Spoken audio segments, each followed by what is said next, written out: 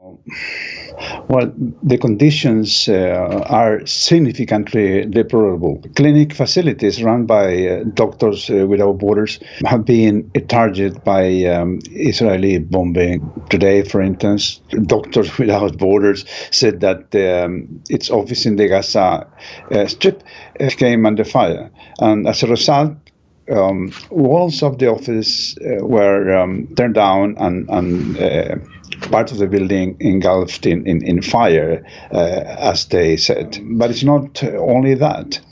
A number of Médecins Sans Frontières cars, all of them clearly identify with the logo of Médecins Sans Frontières, were burned down. Another car parked at the other side of the street was demolished, possibly by an Israeli tank. All this according to the statement produced by Médecins Sans Frontières. So the situation is quite, as I said, difficult.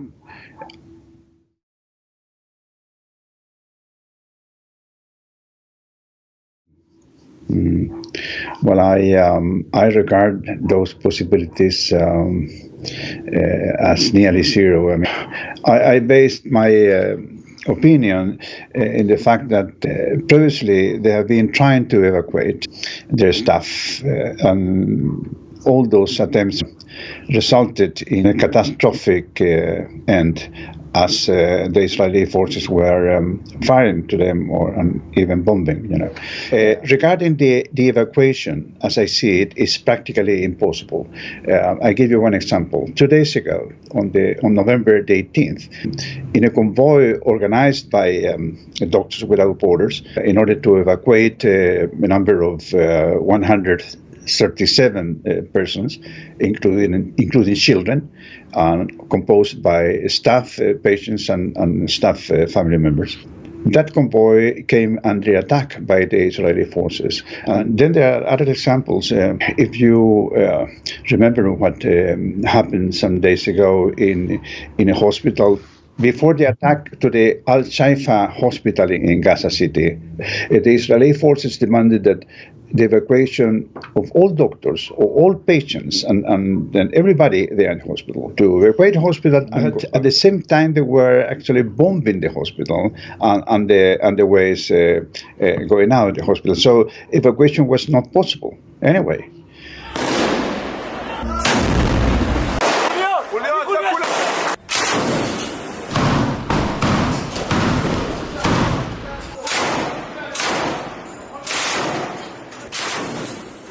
Tonight, Israel says its military is carrying out a precise and targeted operation against the largest hospital in Gaza, already without power, water, or basic medical supplies. Staff there tell NBC News they buried 80 people in a mass grave today. In nearby streets, other Palestinians lie where they were killed. And as fighting rages all around the hospital, time is running out for dozens of premature babies whose Recently was an attack by the Israeli forces 1 kilometer near the Nasser hospital in Khan Younis in the Gaza Strip. A total of 122 patients arrived at the hospital immediately in the aftermath of that bombardment. 70 people were dead upon arrival. Dozens of people were injured. All this according to a statement from Médecins Sans Frontières. Among the injured people, there were several children. Those who survived it, they were having severe burns injuries. In the burn unit of the hospital, where the Médecins Sans Frontières doctors work, surgeons have been round the clock, doing around 10 burn surgeries. That means they can hardly cope. And the hospital is overflowed, as they said, with hundreds of patients with burns who must wait for surgical care.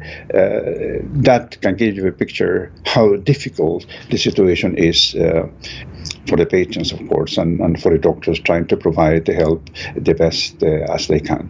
added to the fact that the supply of surgical equipment, medicines, etc., is hampered by the blockade exercised by Israeli forces. If you put together the lack of sufficient ambulance, the lack of fuel, at the same time the indiscriminate bombing that the Israeli forces exercise upon the convoys they're moving, even if they have clearly stated that they are transporting patients. I mean, you make the equation of all those factors and you realize that it's extremely difficult. So the solution for this is a ceasefire, and that is exactly what Médecins Sans Frontières have been asking over and over again: ceasefire be implemented. That would be all from my part for the time being. Thank you very much.